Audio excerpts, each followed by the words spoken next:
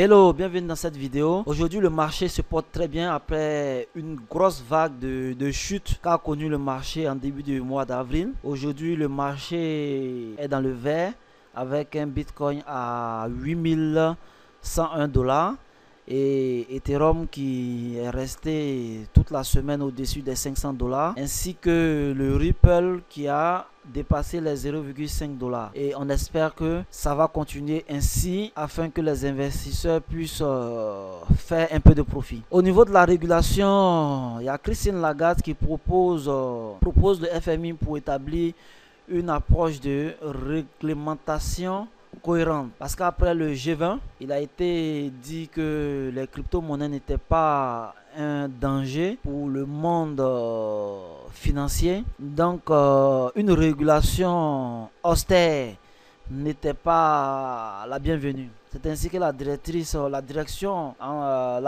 qu'entrevoit Christine Lagarde pour la réglementation des crypto-monnaies s'aligne avec les propositions de loi des différents régulateurs du monde. Ainsi donc, il va s'agir de mettre un cadre fiscal afin de protéger les consommateurs et les investisseurs, et aussi à rassurer et assurer l'intégrité du marché. La deuxième news de la semaine est au niveau de la limite de l'offre d'Ether. Est-ce un poisson d'avril? Eh bien oui, parce que Vitalik Buterin a pour habitude chaque 1er avril de poster des poissons d'avril. Mais cette fois-ci, le poisson d'avril s'est transformé carrément en une discussion vraiment entre Vitalik Buterin et Vladimir, qui est un développeur prolifique, membre de la fondation Ethereum. Sachez qu'à l'origine, il n'a pas été fixé de limite d'émission au niveau du nombre de Ether. Donc, ce qui pose un problème aujourd'hui. Donc Vitalik a souhaité mettre une limite et son avis n'est vraiment pas partagé. Donc pour plus de détails, je vais vous mettre le lien en description pour que vous puissiez lire les arguments que chacun amène. Donc vous pouvez voir dans le market cap, dans le coin market cap, dans les détails d'Ethereum, il n'y a pas de total supply pour dire que un projet n'a pas forcément besoin d'une petite quantité de coins en circulation pour que la valorisation soit à des milliards de dollars. Voilà. Et donc dans la même veine, il y a Binance qui vient de détruire plus de 2 millions de Binance Coin. Oui, les 2 millions de Binance Coin qui représentent plus de 30 millions de dollars, puisque annoncé dans leur white paper, ils ont dit que chaque trimestre, ils allaient procéder à la destruction d'un certain nombre de Binance Coin afin de diminuer la quantité jusqu'à ce que la quantité totale émise arrive à la moitié, à 50%. Voilà. Donc cela dans le but de maintenir l'offre et la vente à un niveau acceptable afin que le prix soit toujours compétitif au niveau du marché. Donc en octobre, ils avaient procédé à la destruction de 980 000 Binance Coin. Et cette fois-ci, c'est 2 220 314 Binance Coin. Oui, cette plateforme va toujours nous étonner. Et ils ont annoncé que bientôt, ils vont développer eux-mêmes leur blockchain sur lequel va tourner les Binance Coin, parce qu'actuellement ils tournent encore sur le réseau d'Ethereum. Et donc après cela, il y a 3 anciens de Google qui ont créé la East Googler Blockchain Alliance. Oui, cette association regroupant uniquement des anciens membres et des membres actifs encore de Google va permettre de créer une communauté autour de la blockchain et des crypto-monnaies. Donc si vous êtes ancien membre de Google, il y a le formulaire d'inscription qui est en lien d'inscription, en lien dans l'article. Vous pouvez vous y inscrire. Coinbase continue ses investissements et non des moindres.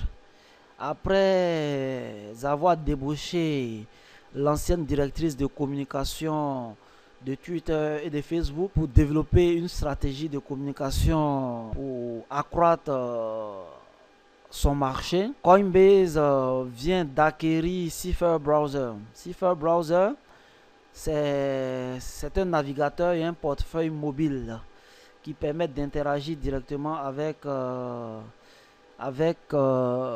blockchain d'Ethereum. Oui, puisque il y a quelques jours de cela, Coinbase avait annoncé que leur plateforme allait pouvoir accepter des tokens ERC20. Et encore cette semaine, ils ont annoncé avoir racheté Earn.com et fait du PDG de cette entreprise le CTO. Le CTO, c'est le directeur technique en quelque sorte. Et ce rachat vient encore soutenir l'engagement de Coinbase dans son envie à se développer et à occuper une plus grande part du marché. Et ce rachat, nous le pensons, va coûter plus de 121 millions de dollars parce que déjà la capitalisation de Cipher était déjà à ce niveau, parce que cette entreprise avait été financée en série A et série B pour un total de 121,1 millions de dollars. La plus grande bourse de crypto-monnaie de Corée détient 6 milliards de dollars au nom de ses utilisateurs. Vous comprenez là pourquoi Coinbase est en train de faire tous ces investissements. Et oui, BitHub, la plus grande bourse de crypto-monnaie en Corée du Sud, avec un volume de transactions quotidien de 476 millions de dollars, détient 6 milliards de dollars pour le compte de ses clients au 31 décembre 2017 selon ses comptes audités publiés. Voilà. Donc aujourd'hui, je pense que créer une bourse, c'est l'une des activités les plus lucratives au niveau de la cryptosphère. Parlons un peu de pétrole. Le pétrole du Venezuela reçoit le prix de Satoshi Nakamoto. Oui, le prix a été remis en Russie par une association de crypto-monnaie russe pour l'avancée qu'a apporté le projet pétrole dans le domaine de la crypto-monnaie. Et cette remise de prix vient encore renforcer les rumeurs selon lesquelles le gouvernement russe a apporté un soutien non négligeable à la création de la crypto-monnaie du Venezuela. Le hard fork anti-ASIC de Monero a eu lieu. Effectivement, oui. La plupart des crypto-monnaies sont minérables via GPU. Et donc, pour éviter d'être saturé par les ASIC, parce que les ASIC sont des machines qui sont très puissantes, et donc Bitmain avait annoncé la mise en vente d'un ASIC à destination des crypto-monnaies de type Monero. Et donc dès la sortie de cette machine, l'équipe de Monero a jugé bon de faire un hard fork afin de ne pas permettre à ce que les ASIC puissent pouvoir miner cette crypto-monnaie. Donc vous voyez là, dès que le hard fork a eu lieu, il y a eu une chute de difficulté et du hash rate. Voilà, parce que l'objectif de ce genre de hard fork est de ne pas permettre à ce que la puissance de calcul soit aux mains de quelques personnes, comme aujourd'hui on le constate avec le Bitcoin. Plus de 80% de la puissance de calcul de Bitcoin aujourd'hui est détenue par une dizaine d'entreprises. Bitmain aurait mis au point ASIC encore pour Ethereum.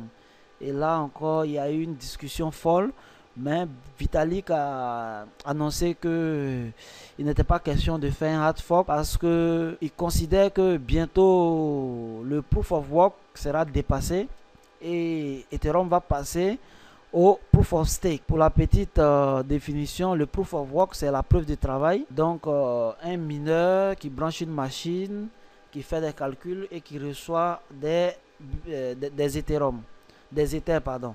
Et Proof of Stake, c'est la preuve de possession. Quand vous possédez des Ethers, vous participez donc à la sécurisation du réseau.